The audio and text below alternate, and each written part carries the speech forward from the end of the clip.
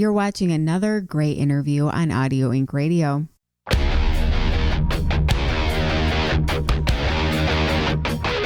Hey, this is John with Sevendust and Projected, and you're hanging with Anne Erickson on Audio Inc. Radio. What's going on? It's Anne Erickson with Audio Inc. Radio, and I'm very happy to be here with John Connolly of Sevendust and Projected. How are you? I'm doing great out here in the middle of the second Animosity run, but yeah, having a good time. That's awesome. And of course, big news, you have a new record with Projected on the way, which I've heard the whole thing, and I think it sounds awesome. And what really struck me is that your voice sounds incredible as a lead vocalist. So I'm wondering, what was it like stepping into that lead vocalist role?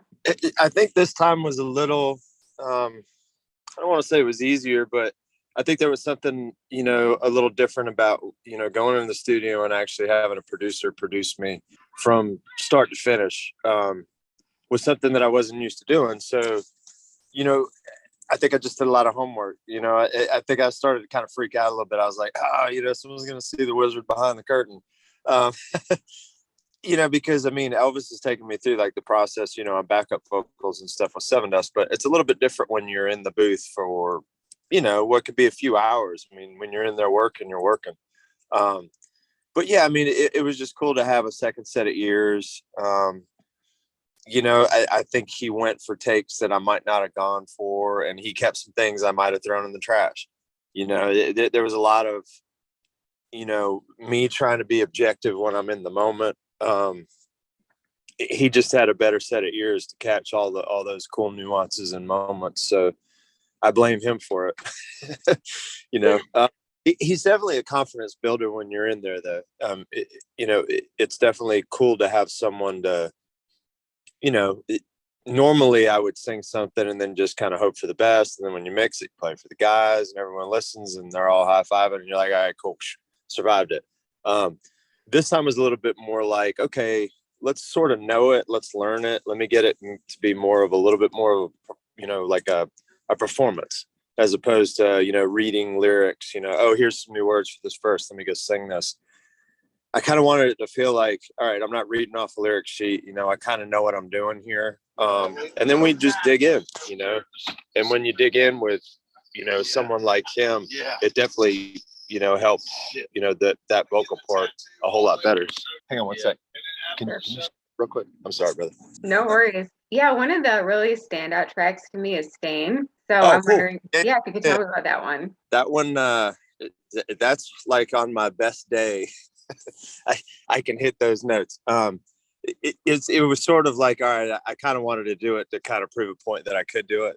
Even though E-Rock's standing there looking at me going, I'm like, no, it's cool. I'm in here. And he goes, well, you sound good doing it as long as you're not killing yourself. I'm like, I don't know if I'll be able to sing tomorrow. But we'll see how it goes since I'm already in here.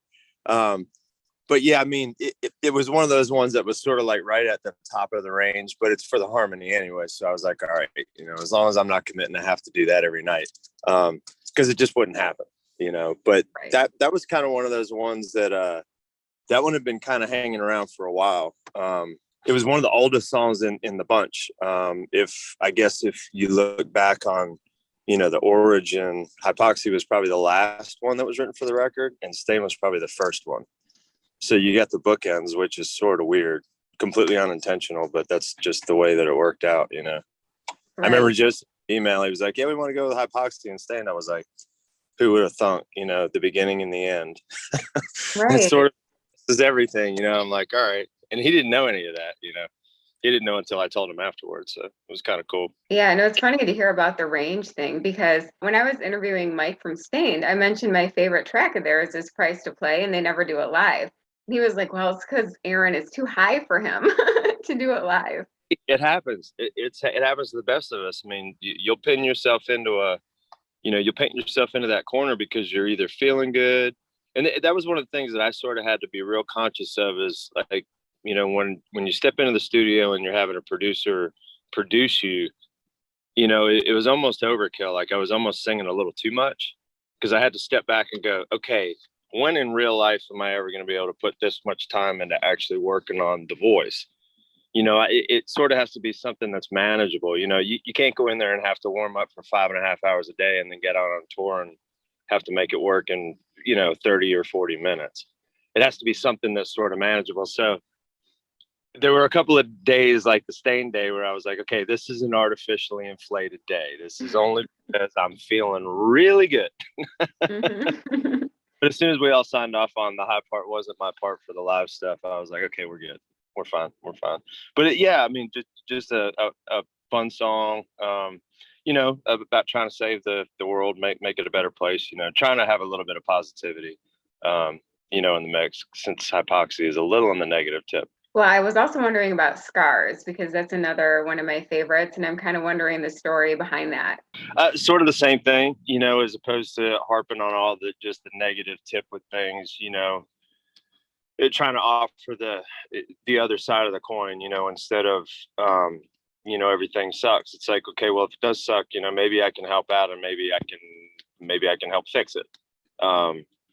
Whether it be the world, or like with Scars, more of a personal sort of a one-on-one type of a, situation. But that was another one of the older ones too. Surprisingly enough, one of the older tunes. Say hey to LJ. What's up? Hey, what's up? Hey, how you doing? Good, how are you? Remember, I've interviewed you a bunch. Hope you're great. My sister right there. Right? Yeah, we're on tour, Seth. The real deal right here. Yeah, the real deal. So how was the new record influenced by the pandemic? I know, it's a big part of it. The interesting thing is, someone had asked me that question, and I actually had to sit there and think for a second, because I was like, there were only about 2 or 3 songs that were written sort of like during it, as it was all actually happening. So as far as content goes, almost none of it dealt with that, specifically. But as you're finishing up like second verses and bridges and stuff, it's going to sneak in there, because it's sort of the elephant in the room. It's like, if you write from experience, your experience is going to be staring at the wall, wondering if the world is ending, Totally.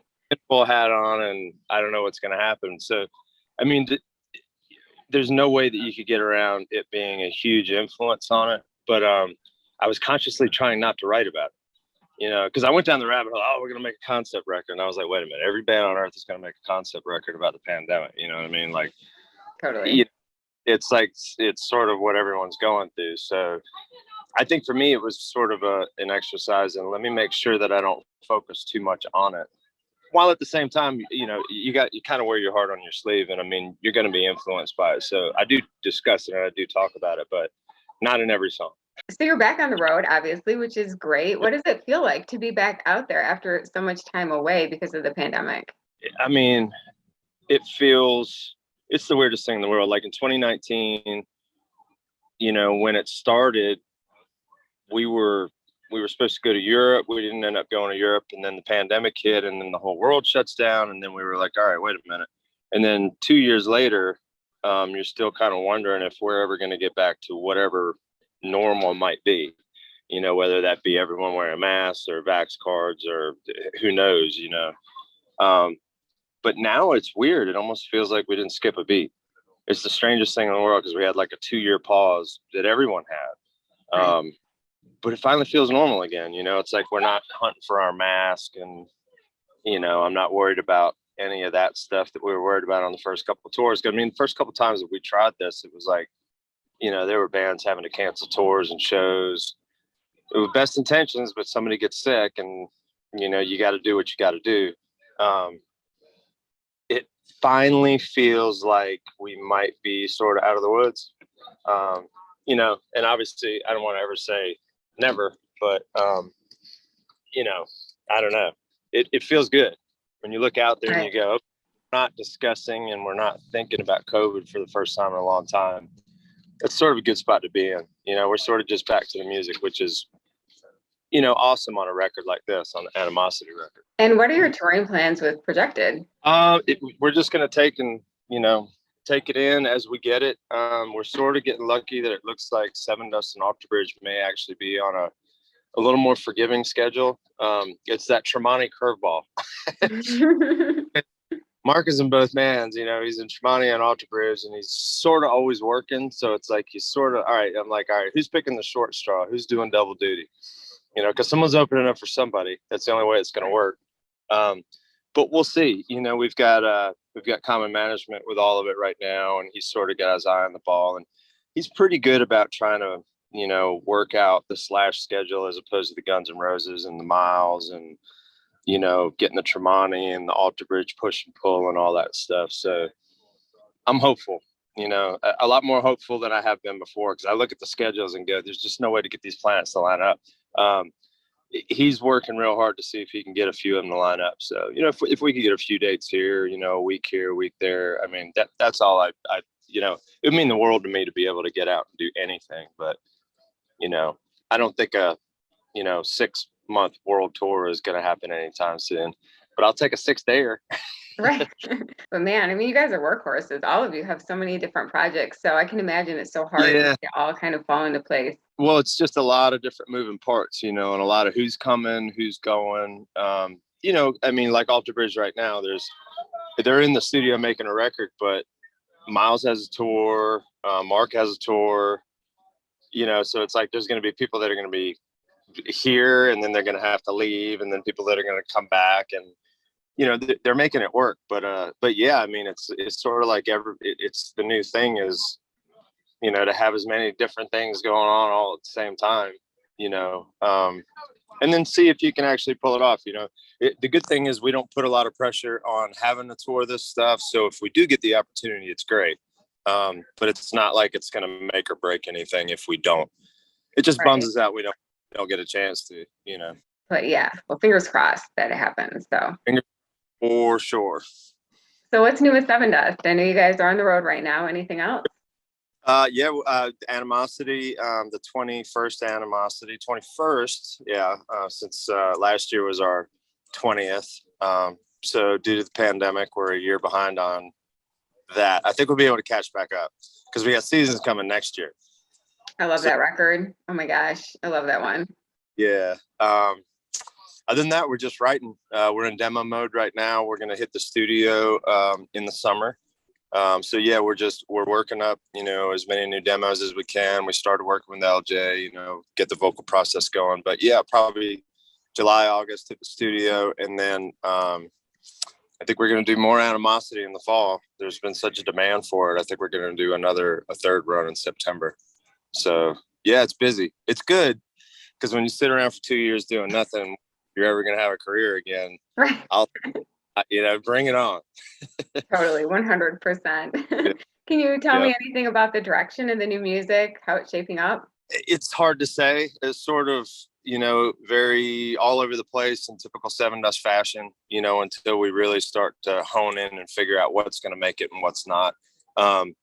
We're realists at this point. We know all the early stuff that we work on the demo stage is either going to be like the first single, or it's probably never going to see the light of day. So some of these songs are just, you know, a stepping stone to get to something cooler.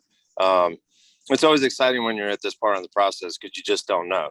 Sometimes you got to take a step back and go, okay, maybe we should listen to some of the stuff that, you know, was a couple months ago before you find those special moments. But, you know, with everyone sort of diving into the drop boxes and, you know, kind of picking their favorites and stuff like that, I would imagine probably within the next like 6 weeks, we'll have a lot more of a shape and a sound. But yeah, the vibe's just a big question mark. It's a big wide open canvas right now, which is good because we got tons of, you know, ideas to fill it with for sure. Well, John, this has been awesome. Thanks so much for chatting. Congrats again on the new record. And where can people find it? Rat Pack over ratpack.com. It's up on Apple Music. We're on Spotify right now. The videos are all on YouTube as well. But yeah, Rat Pack is where you can get all things vinyl, cassette. I didn't even realize that was still a thing anymore. It's pretty insane. But yeah, Rat Pack Records.